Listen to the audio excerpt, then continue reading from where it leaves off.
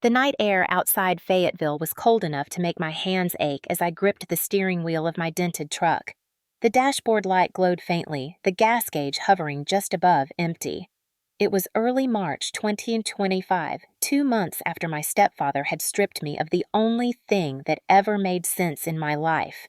My name is Rowan Steele. I'm 30 years old.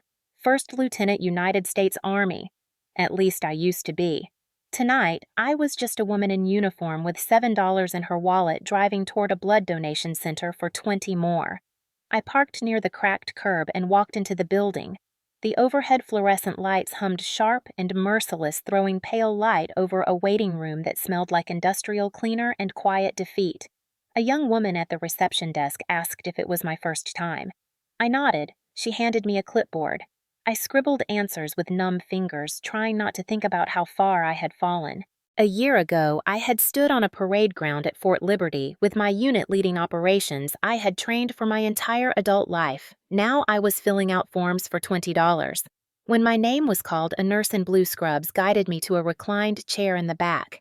The vinyl was cold against my uniform pants. She tightened the blood pressure cuff around my arm and made small talk I could barely hear. All I could think about was gas money. I told myself this was temporary, just a bad chapter, not the end of the book. The nurse smiled politely as she inserted the needle. I stared at the ceiling tiles, counting the stains. Just $20, I thought. Enough to get through the week. She took the blood samples and left for the lab station behind the partition. Minutes stretched. The air felt heavier, the humming louder. When she returned, something in her face had changed. The polite smile was gone. Her skin looked pale under the fluorescent light.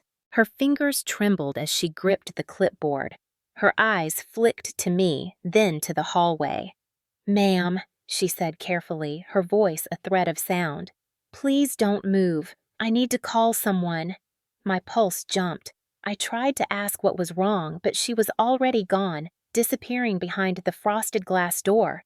Through the small window, I saw her on the phone, gesturing urgently. 2 other staff members gathered around the monitor, their eyes wide. 15 minutes later, the sound of boots echoed down the hallway. 3 men entered the donation center. They didn't look like patients or regular military police. Their uniforms were pressed to perfection. The first man, silver-haired with 4 stars gleaming on his shoulder, moved with an authority that silenced the room. His gaze locked on me. Not at the nurse, not at anyone else. Me. Every hair on the back of my neck rose. I sat frozen in the vinyl chair, the bandage still taped to my arm. The nurse hovered near the doorway, clutching the clipboard like a shield. The silver-haired man stopped a few feet away. He didn't ask who I was. He already knew. His face shifted shock, then disbelief, then something that looked almost like relief. His voice was low, but it carried through the silent room. "After all these years," he said, "call the general. Now!" My throat tightened. My stepfather's voice rang in the back of my mind the way it had when he told me I would never escape his reach. But in that moment, something shifted. I had no idea why they were here, why my blood had turned a nurse pale, or why a man wearing 4 stars looked at me like I was the answer to a question he'd been asking for decades. But I knew this everything had just changed. What would you do if the people who broke you suddenly needed you to save them? Tell us in the comments. The January air at Fort Liberty had a way of cutting straight through bone, but nothing that morning could freeze me more than the words about to leave his mouth. It was 07:30, the first evaluation briefing of the year. The room smelled like pressed uniforms and burnt coffee, the kind you drink because you have to, not because you want to. I had stood in this room a dozen times before, shoulder to shoulder with officers. I respected men and women who had bled for the flag and for each other. But that morning, I wasn't one of them. I was the target. Colonel Richard Hale stood at the front of the room in his starched uniform, ribbons gleaming under the cold fluorescent lights. My stepfather, my commanding officer. His face carried the same practiced calm I'd seen since I was a kid, the kind that masked a knife edge beneath the surface. The room fell silent as he began speaking not as a father, but as a superior with power. "This evaluation concerns First Lieutenant Rowan Steele," he said. Every head turned toward me. A formal review of conduct and command compliance has been completed.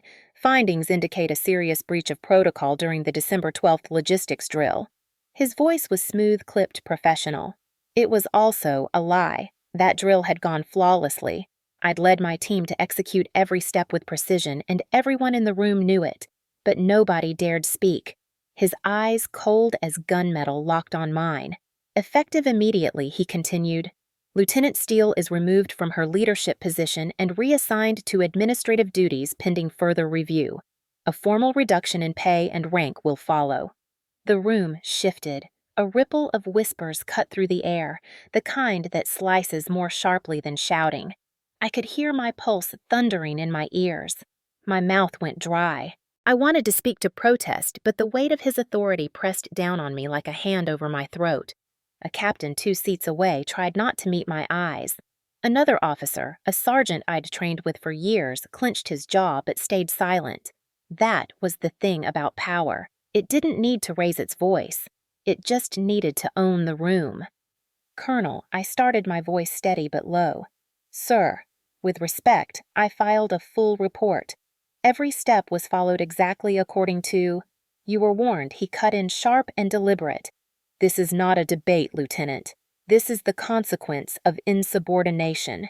Insubordination! The word hit like a slap. I had followed every order. I had built a record spotless enough to be trusted in war zones most of these people would never see. But in his world, none of that mattered. He had the pen, he had the power, and I was his target. He turned to the room, not to me delivering the final blow like a man making a toast. Command must be earned, not inherited. Consider this a reminder to everyone here. The uniform does not make you untouchable. My uniform suddenly felt like it was strangling me. The meeting ended and people filed out their boots heavy against the tile. Nobody looked at me directly. Some gave those half-second glances that say I'm sorry, but not sorry enough to get involved. A few avoided me altogether. By the time the room emptied, I was standing alone, my name already dragging whispers behind it like smoke. Outside, the wind stung my face as I crossed the parade ground. I'd spent a decade proving that I could stand on my own, not as his stepdaughter, but as an officer. 10 years of deployments, early mornings, lost sleep, quiet sacrifices. And with one public humiliation, he stripped it all away. When I walked into the administrative office an hour later, the clerk at the desk barely looked up. We got the paperwork, she said flatly. You'll report here until further notice. She handed me a badge that used to open operations doors. Now it only opened the admin wing. It felt like a scar. By evening, I drove to the house I'd grown up in. It was a place filled with the kind of cold that had nothing to do with weather. Vivian was in the kitchen stirring a pot of soup like she hadn't just watched my entire career get gutted in public. She didn't ask if I was okay. She didn't even look surprised. He's doing what's best for your career, honey, she said softly, as if betrayal was a lullaby. Learn your place. My hands curled against the counter. My place, I said slowly. My place was earned. He just took it. Her eyes never met mine. He's protecting you from yourself. I laughed. Not because it was funny, because it was the only thing I could do that didn't involve screaming. Protecting me. That was his favorite lie. I walked out before the silence in that kitchen could crush me. The cold air outside bit at my skin, but it felt better than the warmth of that house. That night alone in my truck, I stared at the ceiling and tried to imagine what it would take to rebuild everything he'd broken in a single morning. But the truth clawed its way in. He didn't just take my rank. He wanted to own my future. He always had. And for the first time, I began to understand what it meant to lose not just a title, but the right to breathe without someone else deciding how. The first week after the demotion felt like living inside someone else's skin. The routine that had once been muscle memory was now a locked door. I showed up to my new administrative post each morning in a room that smelled like old paper and burnt coffee, a place where good careers went to disappear quietly. I logged into the system expecting to find the familiar folders, the classified logistics files I'd spent years maintaining. Instead, a blinking message appeared on the screen, access denied. I tried again. Same thing. I knew those clearance levels by heart. They were mine. I'd earned every single one, but now they were gone like they'd never existed. When I asked the tech officer about it, he just shrugged. Orders from upstairs, he said. Upstairs. I didn't need to ask who that meant. Hale. My stepfather had always known how to pull strings in quiet ways, the kind that didn't leave fingerprints. By Wednesday, it wasn't just the files. My military health record, which I'd accessed countless times for annual readiness assessments, suddenly had a new lock on it. When I requested to review it, the system flagged it as restricted. Restricted. My own record. I called the medical clerk a young specialist I'd helped train 2 years earlier. She sounded nervous. I don't know what to tell you, ma'am. It's tagged under special clearance now. There's a note on the file. A higher authority override. She didn't say the name, but I could hear it in the silence that followed. Colonel Richard Hale. I hung up and stared at the wall, every detail in the office too sharp and too quiet. A lifetime in uniform teaches you to notice patterns, and what I saw now wasn't coincidence. It was control. Late at night, Fort Liberty had its own soundtrack. Distant artillery echoes wind against the barracks, the low rumble of convoys moving under red lights. But from the house I grew up in, it was the sound of Hale's voice behind the study door. I'd heard it all my life. Low, commanding, precise. That week I started hearing a new word. Sentinel. He spoke it like a code, always after midnight on phone calls that ended when footsteps creaked near the door. I started to listen more closely, quiet in the hallway, the way I had when I was 12 years old and afraid to breathe too loudly. Project Sentinel is secured. I heard one night his voice clipped. She doesn't know. Keep it that way. The floor tilted beneath me. I stepped back into the darkness of my old room, the same room that still smelled faintly of faded detergent and secrets. The next morning, the house felt the same on the surface. Vivian made coffee. Hale ironed his uniform like always, but every movement felt like choreography in a play I hadn't agreed to be in. He watched me across the kitchen table. There was something colder in his gaze than usual. A calculation. He had always been strict, always controlling. But this was different. He didn't need to shout. He already owned the silence.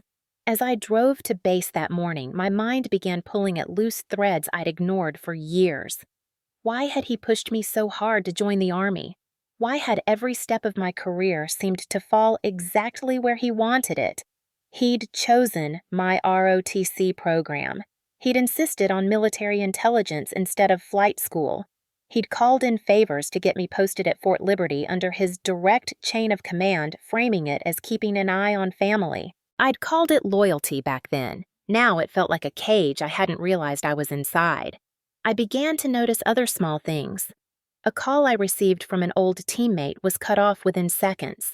When I tried calling back, the line clicked like someone was listening. My requests to access certain mission logs disappeared from the system overnight. On Friday, a sergeant I'd known for years passed me in the hallway and gave me a look I couldn't quite read. Not pity, not fear. Something heavier, like he knew something and couldn't say it. That night, I drove past the donation center, where weeks later, everything would change. I didn't know then that my blood would bring generals to my chair. I just knew something was wrong, deeply wrong. And Hale was at the center of it.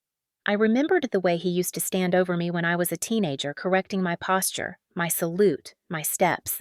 I remembered his hand on my shoulder when I signed my ROTC papers at 17. I built this path for you, he'd said. Back then, it had felt like pride. Now, it echoed like a warning. By the second weekend, the feeling of unease had grown into something sharper. I couldn't prove anything yet, but every locked file, every hushed call, every midnight whisper painted a picture I could no longer ignore.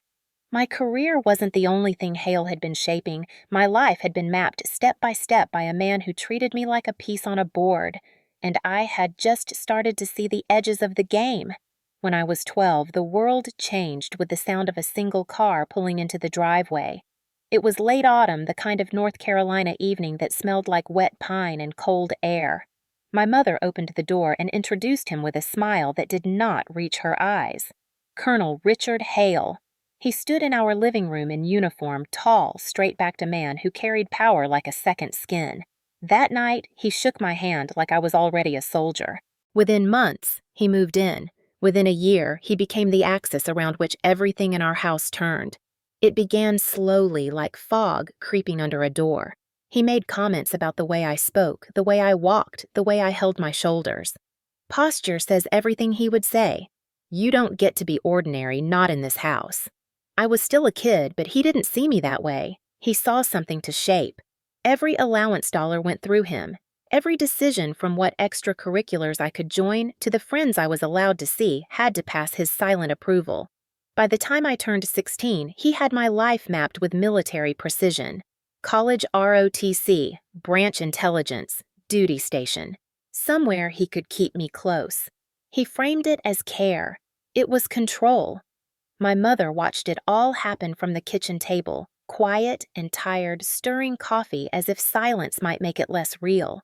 When I received my first ROTC acceptance letter, he read it before I did. He signed forms I hadn't even seen. This is the right path for you, he told me. I believed him.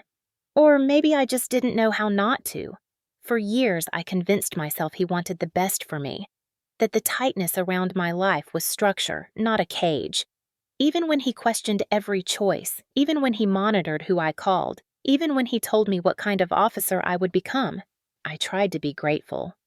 Gratitude is a strange kind of leash, but somewhere between graduating training and my first deployment, the shape of his control changed. It wasn't guidance anymore, it was ownership. The more I achieved, the more he tightened his grip. When I earned my first commendation, he didn't say congratulations. He said, "Don't let this make you reckless." When I finished top of my class in a logistics program he'd insisted I attend, he didn't look proud. He looked unsettled. I had become something he couldn't completely predict, and that made him dangerous. The night I asked to be transferred was the night something inside me cracked. It was a humid summer evening 2 years before the demotion. I sat at the dining table, transfer request papers spread in front of me. I had received an offer for a position overseas that would have moved me out from under his command. It was a chance to breathe. I told him I wanted to take it. His fork hit the plate with a sound that made my skin prickle. "No," he said simply. "I wasn't asking for permission," I replied. It was the first time I had ever said those words to him. He stood slowly, the way a storm builds before it hits. "You don't seem to understand. You are where I built you to be." His voice wasn't loud, but it vibrated through the room. My mother froze at the sink. She didn't turn around. "You don't get to leave," he said. "You don't get to walk away from what I've invested in." Invested! Like I was a stock he owned. I pushed the papers toward him. "This is my career, my life." Something snapped behind his eyes. His hand came down fast and sharp. The slap wasn't the first, but it was the one I remembered most. The papers scattered to the floor. "You are mine to protect," he hissed. "Mine to guide." My cheek burned. The sound hung in the air like a gunshot that no one acknowledged. My mother still didn't turn. The clock on the wall ticked too loudly, and in that moment I understood the truth I'd spent years pretending not to see. He didn't want me to succeed. He wanted to own every inch of my existence so that if I ever flew, it would still be inside his cage.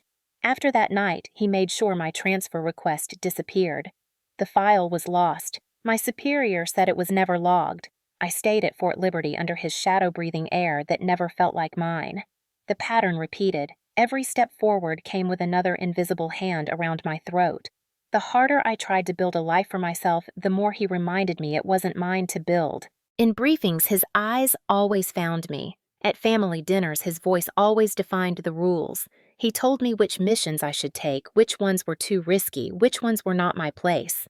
Over time, I stopped imagining that I could leave. The worst part wasn't the control. It was that he made me believe I had chosen it.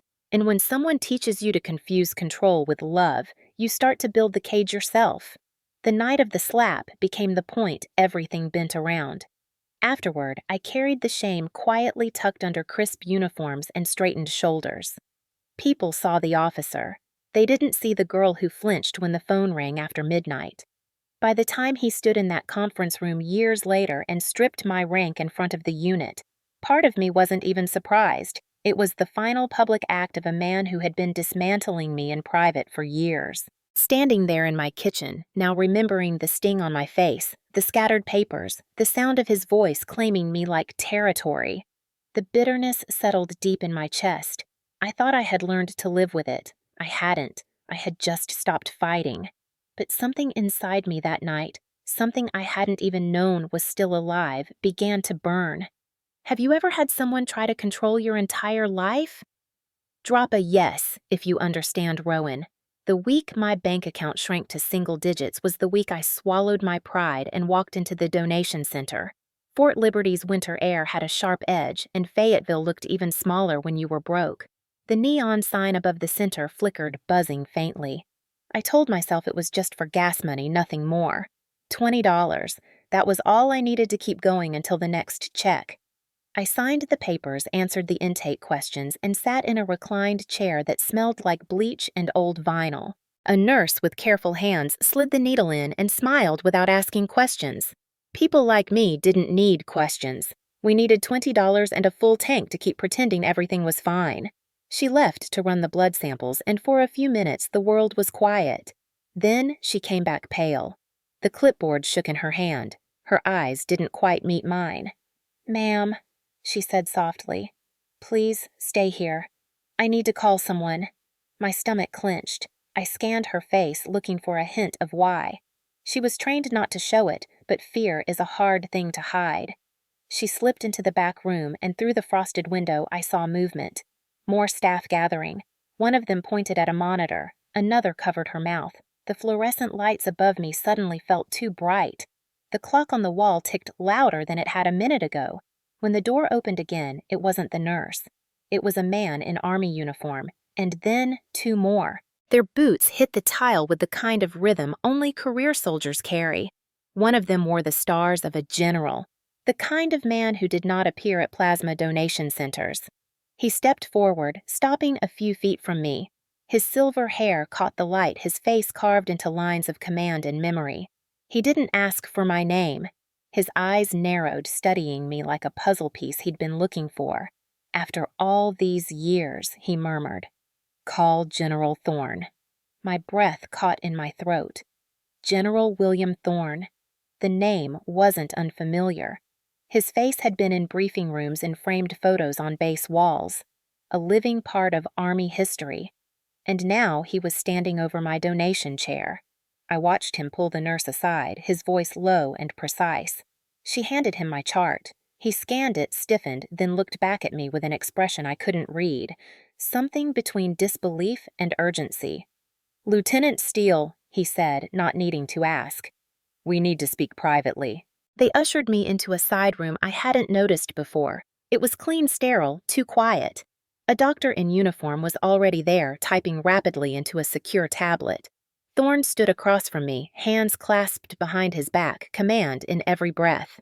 "Your blood work came back with markers we haven't seen in a long time," the doctor said.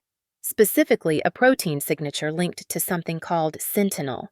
The word dropped like a stone. Sentinel. The same word Hale whispered into the phone after midnight. Sentinel program, Thorne added. Top secret, initiated in 1992, designed to study rare genetic markers that enhanced immune response under extreme environments. The program went dark when the subjects disappeared. His gaze tightened. "We've been looking for someone with your blood profile for 30 years. My mind reeled.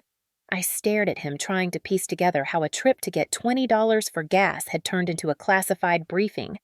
"I don't understand," I said. "I never volunteered for anything like that." "No," Thorne said quietly. "But someone else did."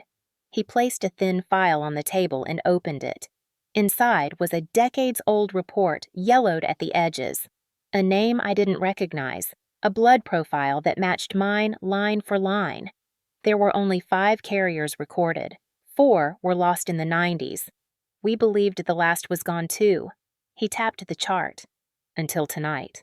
A sharp chill crawled up my spine. Hale. He had always known everything before I did. Every form, every posting, every medical exam. He had arranged my life like a man arranging chess pieces. Now, I finally understood why. He wasn't just controlling me, he was keeping a secret. Thorne watched my face shift as the truth started to land. "You grew up in a military household," he said. "Your stepfather was part of early Sentinel Research Command. He would have had access to genetic records. He could have known since you were a child." I closed my eyes, the sound of his voice from all those years ago echoing in the dark corners of memory. "You are where I built you to be." I opened my eyes. He knew I whispered. He's known the whole time. Thorne didn't answer. He didn't have to. The doctor slid a document across the table.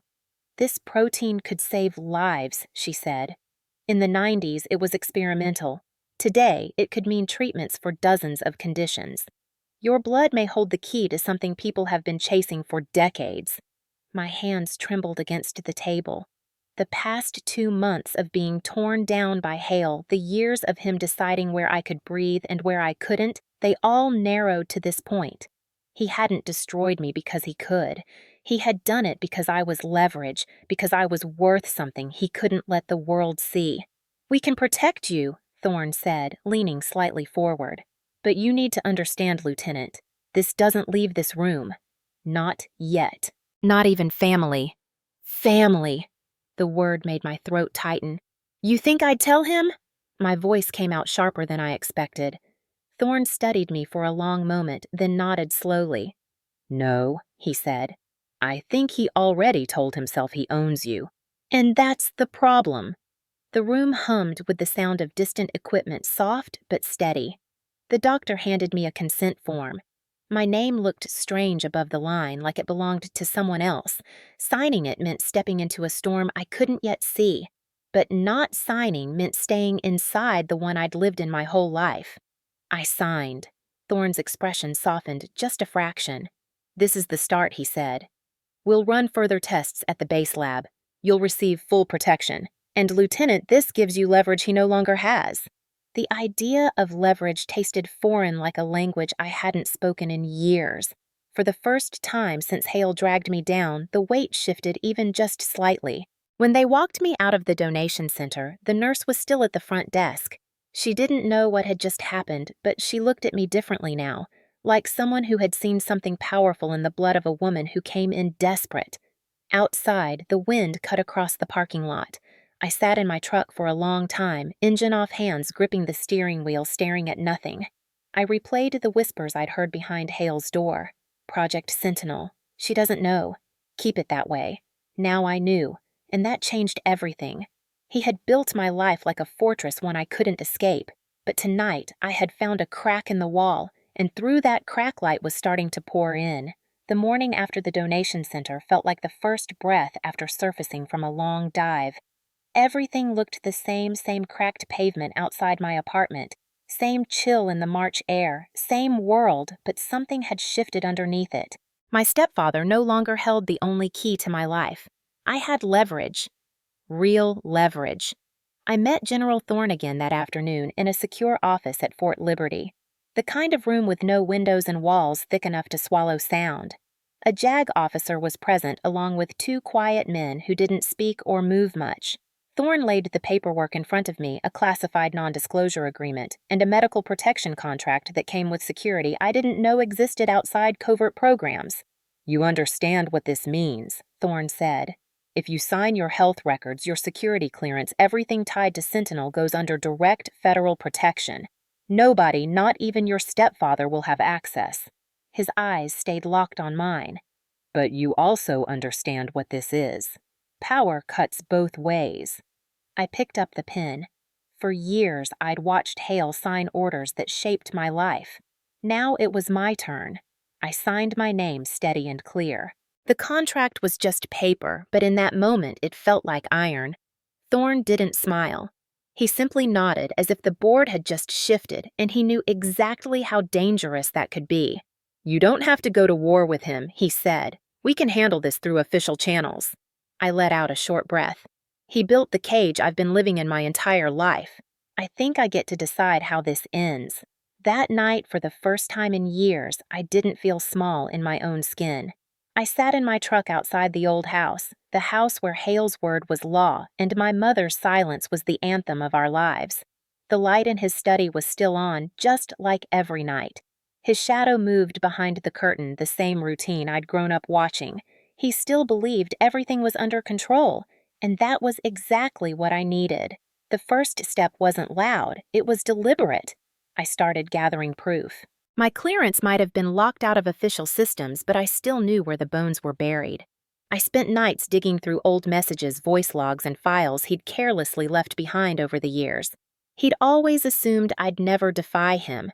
That arrogance left fingerprints. It started with a single encrypted folder on an old external drive he'd given me to store reports during my early officer years. I cracked it open and found archived audio files, his voice on midnight calls discussing Sentinel funding reports, manipulation of medical record access. He'd said too much to too many people who thought they were untouchable. I started compiling everything, dates, times, transcripts. Quiet work done in the dark. Then I went further back, combing through old personal recordings on my own phone. I had years of clipped conversations where he cornered me about career decisions controlling every step. Individually, they were personal abuse. Together, they were a pattern. A weapon. The next step was JAG. I walked into the legal office in uniform, carrying nothing but a plain folder. The young captain at the front desk gave me a stiff nod, but when I mentioned Hale's name, the air changed. Everyone on base knew who he was. He wasn't just a colonel. He was a man with power, with years of building a reputation people didn't challenge. Lieutenant Steele, the JAG attorney, said after I'd finished laying out the first stack of evidence. "Are you aware of what this means if you move forward?" "I've been aware for most of my life," I said. "I just never had a way to fight back." He leaned back in his chair, studying me carefully, then nodded once. "We'll take this seriously. But cases like this don't get won in courtrooms. They get won with airtight timelines. Keep collecting. We'll build it piece by piece." That was exactly what I intended to do. Over the next 2 weeks, I played a role I'd learned too well, obedient, defeated Rowan. I reported to admin work, nodded when people whispered, kept my head down. Meanwhile, every night I recorded conversations from outside Hale's study. He'd never been careful. Control makes men lazy. He'd call old colleagues from the Sentinel era, trying to confirm whether Thorne's reactivation of the program was real. The panic in his voice was small, but I caught it in every clipped syllable.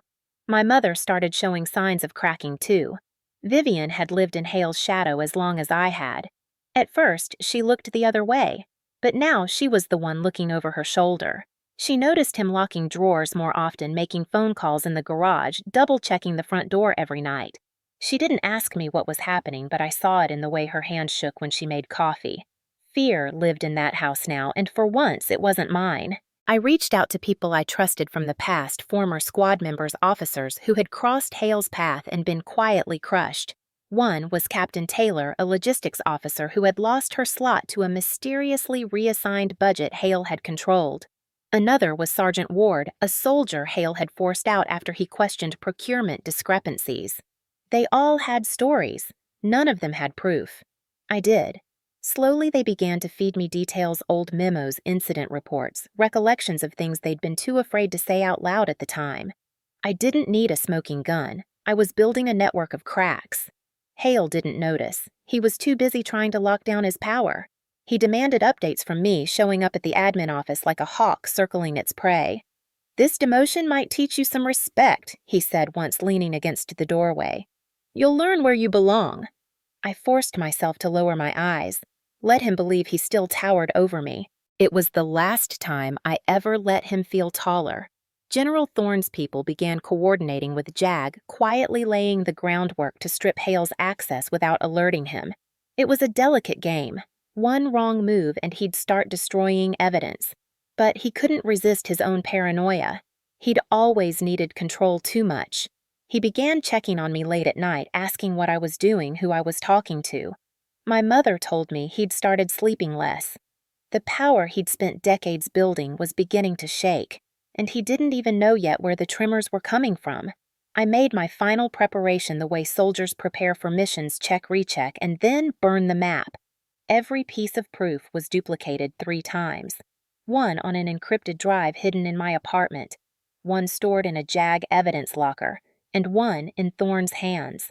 If Hale tried to make me disappear, his secrets would burn with him. On the last night of March, I stood outside the old house again, watching the warm light in his study window. I could hear his voice through the cracked window, the word sentinel again sharper this time. He was scared.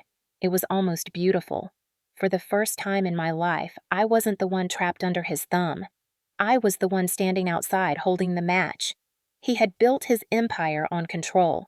Now I was taking control apart, piece by piece, and he still thought he was safe. But he had no idea how close the walls were closing in. The quietest part of any operation isn't the start. It's the middle. It's when the target still believes they're untouchable and you're already standing inside their walls. By the second week of April, the trap around Hale was no longer an idea. It was a structure, a careful, deliberate build that would collapse the moment he tried to fight it. General Thorne's team met me in a secured wing at Fort Liberty. Behind the heavy steel doors and clean white lights, a classified database flickered awake under new credentials. The Sentinel program files sealed for over 25 years were back online. "Every change to your medical records is here," the tech officer said quietly, his fingers moving across the keyboard. Colonel Hale left fingerprints all over the system. He was good, but he wasn't perfect.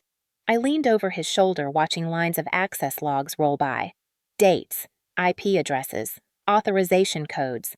Each one tied to Hale's credentials. For years he'd told me my path was fate. But here, laid out in cold digital ink, was the truth. He'd built that fate with the same precision he used to build operational plans. Every school, every assignment, every promotion shaped by a man who thought he could control me forever.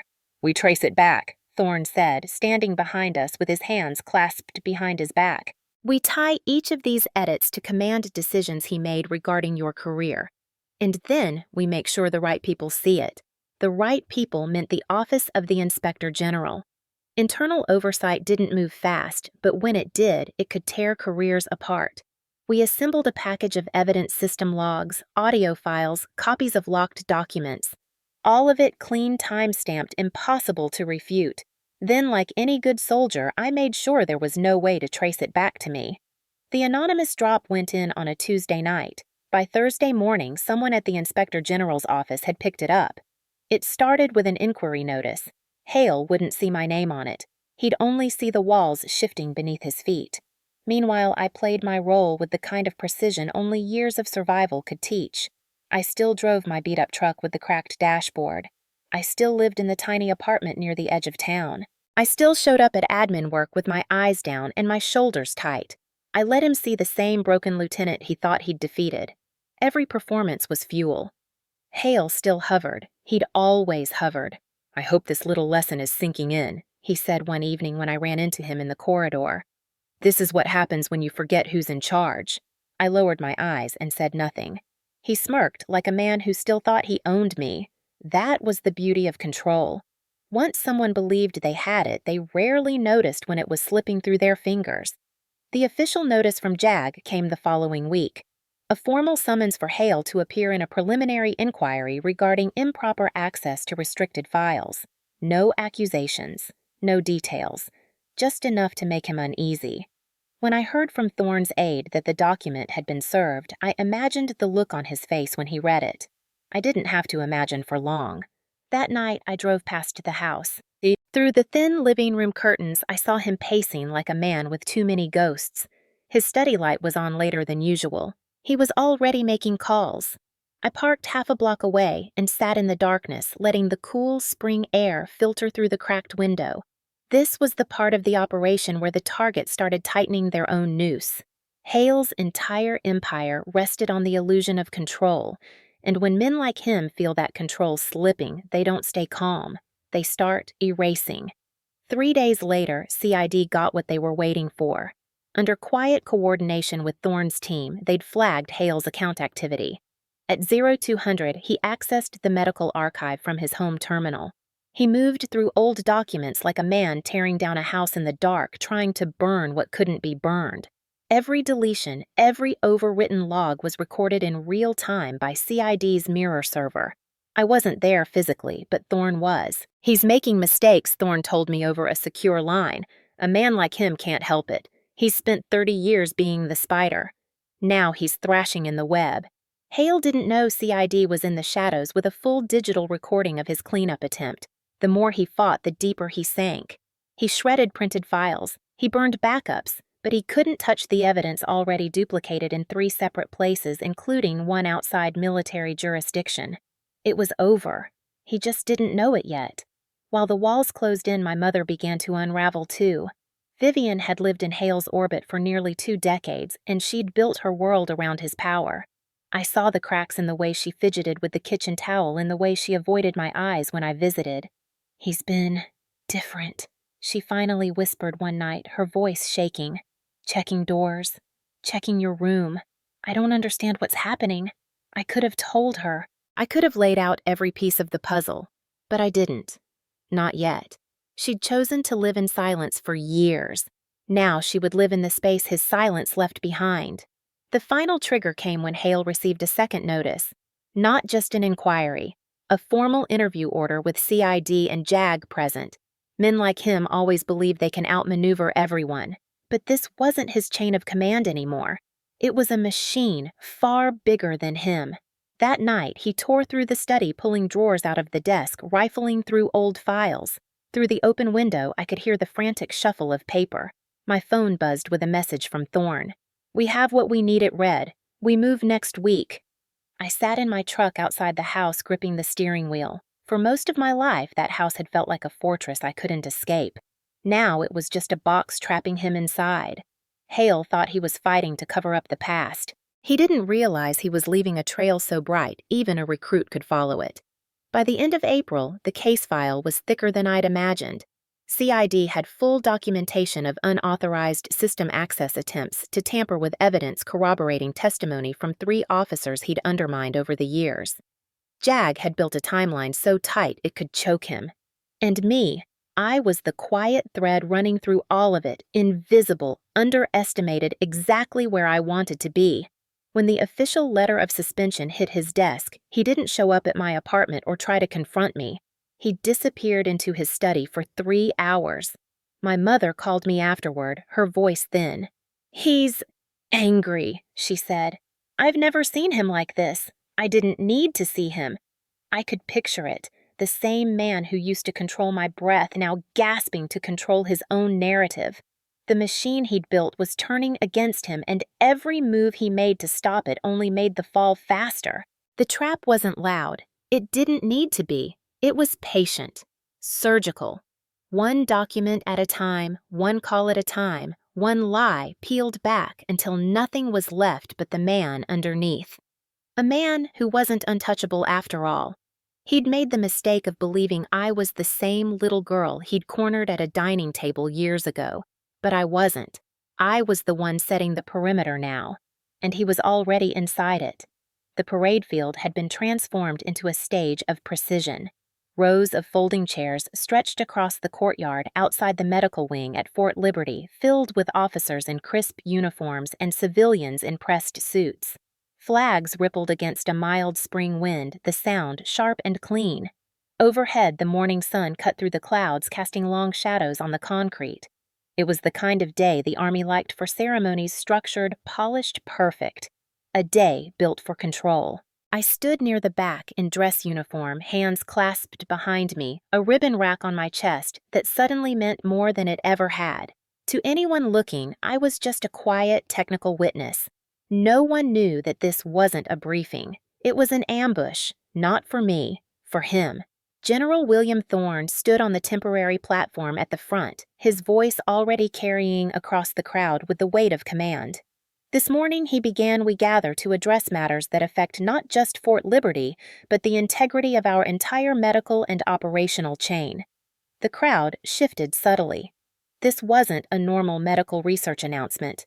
You could feel it in the way senior officers leaned forward, the way boots stilled on the pavement. I caught sight of Colonel Richard Hale as he arrived. He walked like he always did, chin up, back straight, certain the world bent to his will.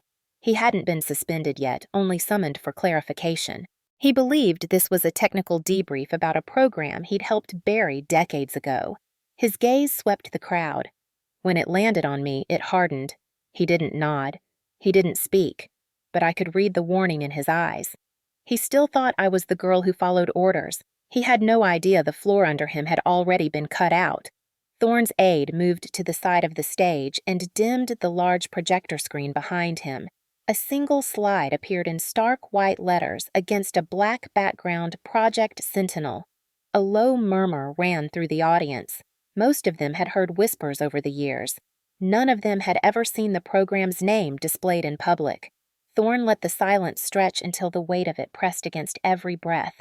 Then he spoke again, his voice sharper now. For 30 years, the Sentinel protocol was locked away, classified, forgotten by some, hidden by others. But the truth has a way of resurfacing. And this morning, the truth stands in front of you. He turned his head just slightly in my direction. The person who carries the key is standing right here. Hundreds of eyes shifted at once. For a split second, the world narrowed to the sound of my pulse and the rustle of uniforms. I didn't flinch. I stepped forward when the aide gestured me to the side of the stage. Hale's head snapped toward Thorne, then to me. His jaw tightened, his hand curled slightly at his side. The general continued. Lieutenant Rowan Steele is a direct carrier of the genetic marker central to Sentinel's research, and more importantly, her entire career has been manipulated to conceal that fact. The next slide hit like a detonation. The screen lit up with Hale's access logs, time-stamped edits to classified medical files, administrative overrides, clearance manipulations. A quiet ripple of disbelief passed through the crowd. This was evidence no one could spin away. This is a man with power, Thorne said, his voice flat and controlled. A man who chose to use that power not to protect his people, but to control them. Hale shifted in his seat, but he didn't stand. Not yet. The next audio file started playing. His voice filled the courtyard crisp and cold through the speakers. It was the night he'd cornered me in the kitchen 2 years earlier. You are where I built you to be. You don't get to leave. Then another clip, this one from a midnight call. She doesn't know. Keep it that way. The whispers turned into audible gasps. A few officers looked toward Hale. He stared at the stage jaw, locked a storm behind his eyes. But the air had changed. It wasn't just whispers anymore. It was recognition. The perfect facade he'd built over decades was beginning to crack in real time. The final slide appeared. It was the CID log from 2 weeks earlier, his midnight scramble to delete and destroy evidence. His name, his credentials, his actions captured line by line. Thorne's voice didn't rise. It didn't need to.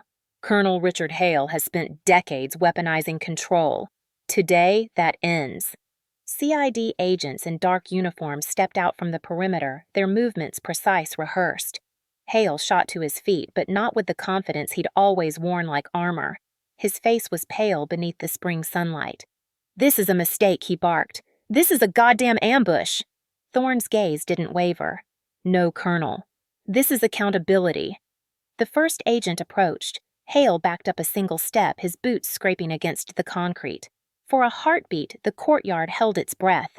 Then the agent took his wrists. The click of metal cuffs echoed louder than any gunshot I'd ever heard. That sound would stay with me forever. Hale froze, not because of the steel around his wrists, but because of the silence that followed. Dozens of soldiers, officers, and staff who had once stood under his command were watching. Nobody moved to help him. Nobody looked away. He had built his kingdom on fear, and now fear belonged to him. They walked him past the rows of chairs, past the men and women who had whispered his name for years with quiet caution. He kept his head high out of habit, but it didn't matter. His power had been stripped before the first step. When he passed me, his eyes locked on mine. They were wild now, not sharp. There was no threat in them anymore, only disbelief. I didn't look away. I didn't speak. I just stood there, letting him see the thing he had tried to bury, looking right back at him. Thorne turned to the crowd again, his voice steady. Let this be clear. No rank, no bloodline, no chain of command stands above the truth. Not in my army. The applause that followed wasn't loud. It didn't need to be. It was quiet, solid, real. The kind that doesn't celebrate victory, it acknowledges a reckoning. Hale disappeared into the CID transport, and the hum of engines carried him off the parade field. The shadow he'd cast over my life for 18 years went with him. Justice hits harder when it's public. If you agree, hit that like button. The walls of the interrogation room at Fort Bragg were a dull shade of gray, the kind designed to keep sound from bouncing back. Fluorescent lights hummed overhead, steady and sharp. The table between us was metal and cold. A two-way mirror stretched across the wall behind him. I'd been in rooms like this before, but never as the person being called in by the man who had once owned every inch of my life. Colonel Richard Hale sat across from me, no longer in uniform. He wore the standard detainee jumpsuit, the fabric creased at the wrists where handcuffs bit into his skin. His posture was still straight, decades of military conditioning. Don't vanish overnight, but there was a slump in his shoulders now, a quiet collapse that no rank could shield him from. His hair, once sharply trimmed, had grown just enough to blur the hard lines of the man I used to know. For the first time in my life, he looked small. "Rowan," he said, his voice hoarse. "Thank you for coming." I didn't answer. I just sat down across from him, my hands folded loosely in my lap. He scanned my face like he was trying to find the girl he used to corner in the kitchen, the young officer he used to direct like a chess piece. But she wasn't here anymore. He cleared his throat, leaning slightly forward, the chains at his wrists clinking softly against the table. "You need to understand something. This isn't what it looks like. I can fix this, all of it. If you'll just—" He hesitated, and for the first time, I saw it not command, not control, but fear. "We're family." That word, family. He'd used it for years like a leash. Family when he overruled my transfer orders. Family when he silenced my protests. Family when he told me my future belonged to him. I let the silence stretch. He shifted, desperate to fill it. "I did what I had to do," he said, his voice gaining a fragile edge. "You don't understand the world I was protecting you from. I built something to keep you safe." I leaned forward slowly, meeting his eyes. "You didn't build a shield," I said quietly. "You built a cage." His jaw tightened, his fingers twitching against the cuffs. "You think you can survive out there without me?" There it was. The same old arrogance flickering through the cracks of a man who didn't know how to exist without control. "You are where you are because of me. Everything you have, every step you took was yours to control." I cut in calm but sharp. "Not mine to live." His breath caught. He wasn't used to being interrupted. He wasn't used to me having a voice that cut through his. "I know what they'll offer you," he said, leaning forward, dropping his voice. "They'll protect you now because you're useful. But that doesn't last. When it ends, you'll come back. You'll need me." I tilted my head slightly. "That's what you never understood. I don't need you. I never did." His eyes flickered, then something raw beneath the rage. The man who'd spent my entire life writing my script suddenly had no lines left to say. I stood slowly, the chair legs scraping softly against the floor. His head jerked up, panic flashing for just a second. "Rowan," he said, his voice cracking on my name. "Don't walk away from me. I can still fix this. I can make them forget." I looked at him, not the uniform, not the colonel, not the cage builder. Just the man who chose control over love, manipulation over trust. "You can't fix what you broke," I said, "and I'm not yours to save." His hands clenched into fists, the cuffs clattering against the table. He lowered his head, and for the first time, the silence didn't belong to him. It belonged to me. I stepped back toward the door, my boots echoing against the concrete. Before leaving, I turned to face him one last time. "Family doesn't build cages," I said softly. "You did." His breath stuttered. The metal door clicked open behind me. As I stepped out into the corridor, the sound of the cuffs rattling against the table followed me not as a threat anymore, but as proof. For years, he'd made sure the walls belonged to him. Now they belonged to justice.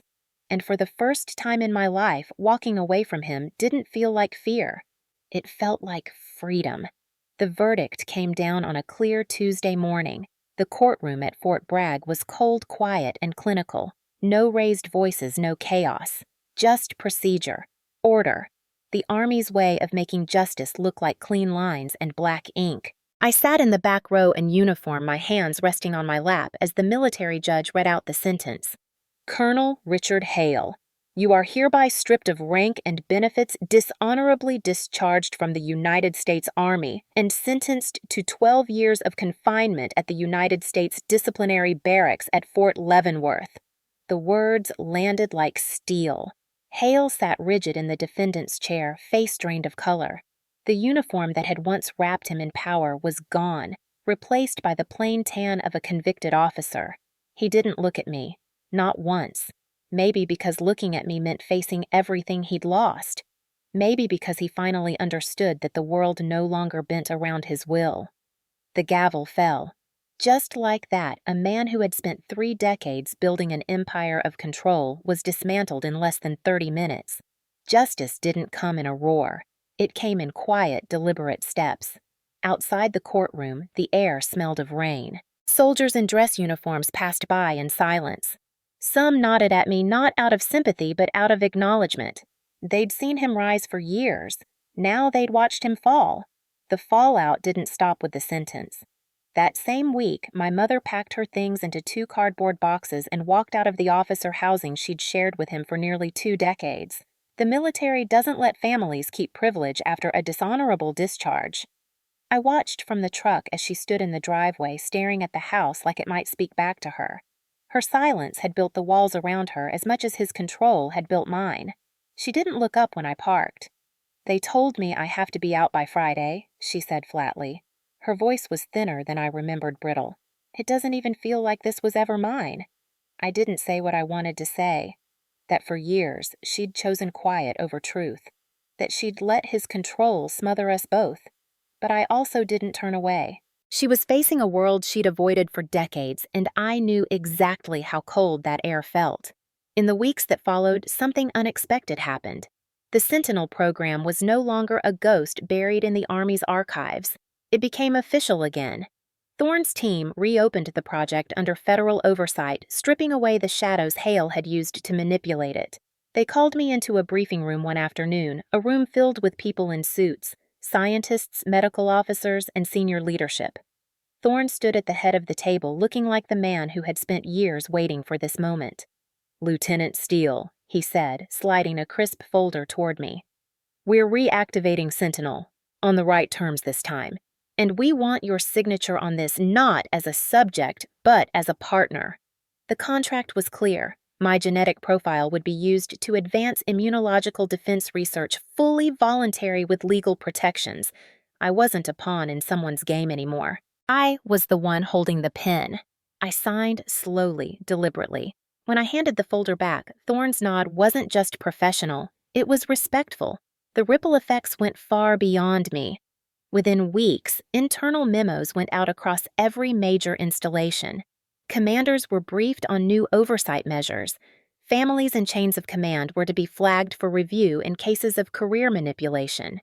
For years, power had been treated like a family heirloom, something to be inherited and abused in silence. Hale had simply been one of the worst offenders. Now his downfall carried a warning family ties would no longer shield abuse. I walked through base corridors and felt the shift in the air. Officers who once looked at me like a shadow of him now looked at me differently. Some nodded. Others avoided my eyes as if facing me meant facing the institution that had let men like him thrive. Hale's photo came down from the wall in the officers' club 2 weeks after sentencing. I saw it when I walked by one evening. The space where his frame used to hang was empty, just a pale square where sunlight hadn't touched for years. It struck me then, not how powerful he'd been, but how quickly power disappears when truth drags it into the light. My mother moved into a small rental apartment outside of Fayetteville. We didn't talk much. We didn't need to. There was too much history between us to stitch up in a single conversation, but there was also something new between us. Not forgiveness, but the absence of fear. That was enough for now. The Army moved on. Sentinel moved forward, and Richard Hale, Colonel Hale, became a case study in how quickly control collapses when it's built on silence. It wasn't revenge that lingered in the air after the verdict. It was consequence. Clean, unflinching, final. 6 months later, the air outside Fort Liberty tasted different. Cleaner. Quieter. The sun was just beginning to rise, casting long silver streaks over the chain-link fence at the edge of the base. The early wind brushed against my hair, carrying with it the scent of pine from the forest beyond the perimeter. For years, this place had been a cage. I couldn't see one my stepfather had built around my life without bars or locks, just expectations and control. Now, as I leaned my hands against the cool metal, it no longer felt like a prison. It felt like a beginning. The house in Southern Pines was small, tucked beneath a canopy of tall pines, and just far enough from base to make the silence real. I'd bought it 3 months after the trial ended. A white front porch, a short gravel driveway, a mailbox with my name on it, Lieutenant Rowan Steele. Not Hale's, not anyone else's. Mine. A German shepherd bounded across the yard, barking once before circling back toward me, his ears perked, tail wagging. His name was Atlas.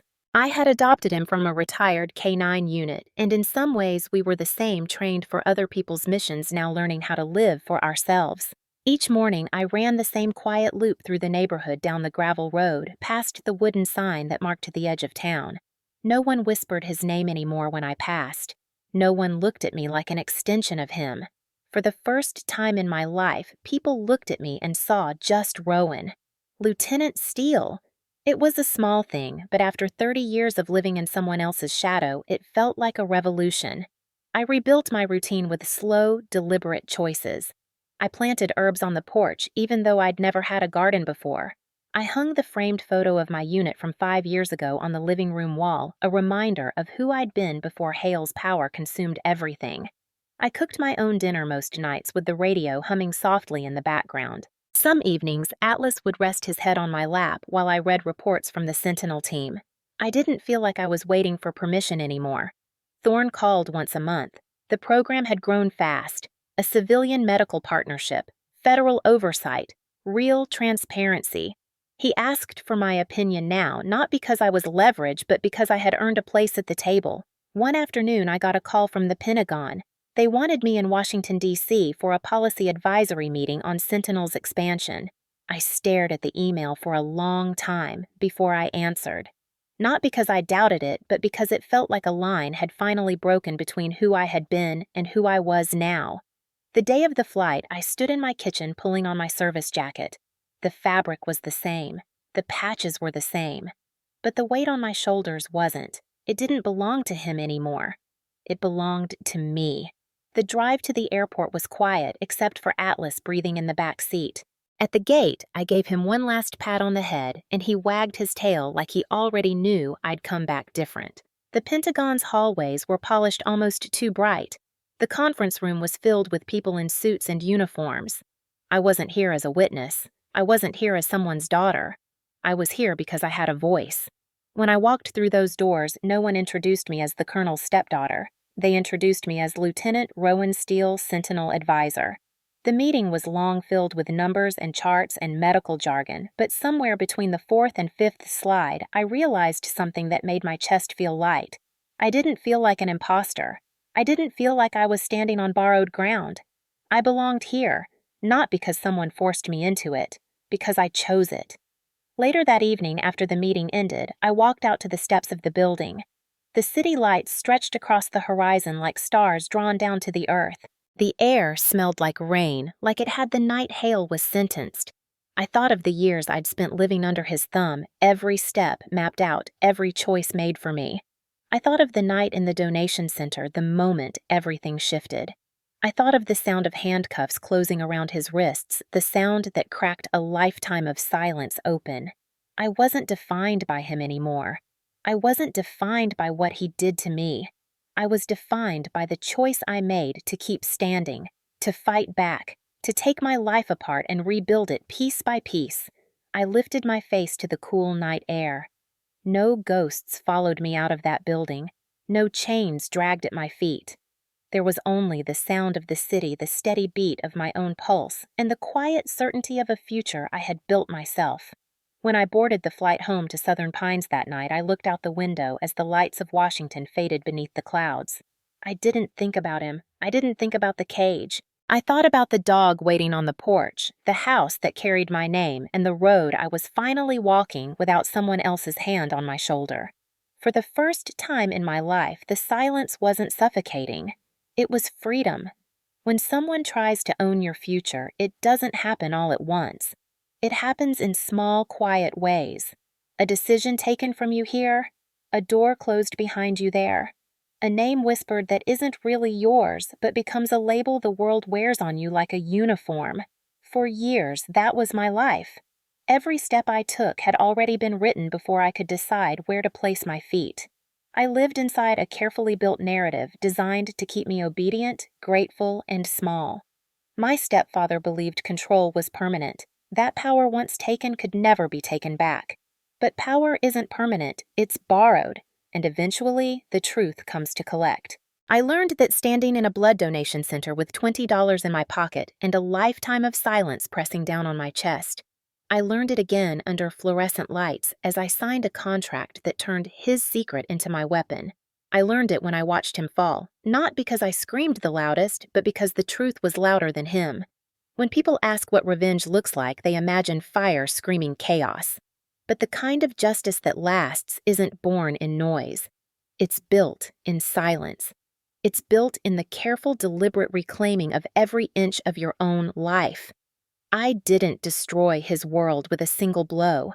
I took it apart the same way he built it quietly, methodically, relentlessly. I didn't just survive him. I outlived the story he wrote for me. There are nights when I still wake up and expect to hear his voice down the hall, the sound of his boots on tile, the weight of his name pressed against mine. But the house is quiet. The air is my own. Atlas sleeps at the foot of the bed, and the wind through the pines outside my window is the only sound I hear.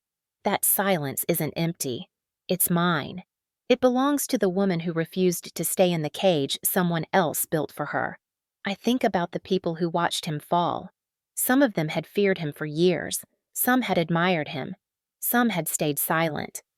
They all saw it happen in the same way a man who thought he was untouchable learned he wasn't. And the woman he underestimated became the one thing he couldn't control. That's what real justice looks like. Not spectacle. Truth. If you're listening to this story, maybe you know what it's like to live under someone else's thumb.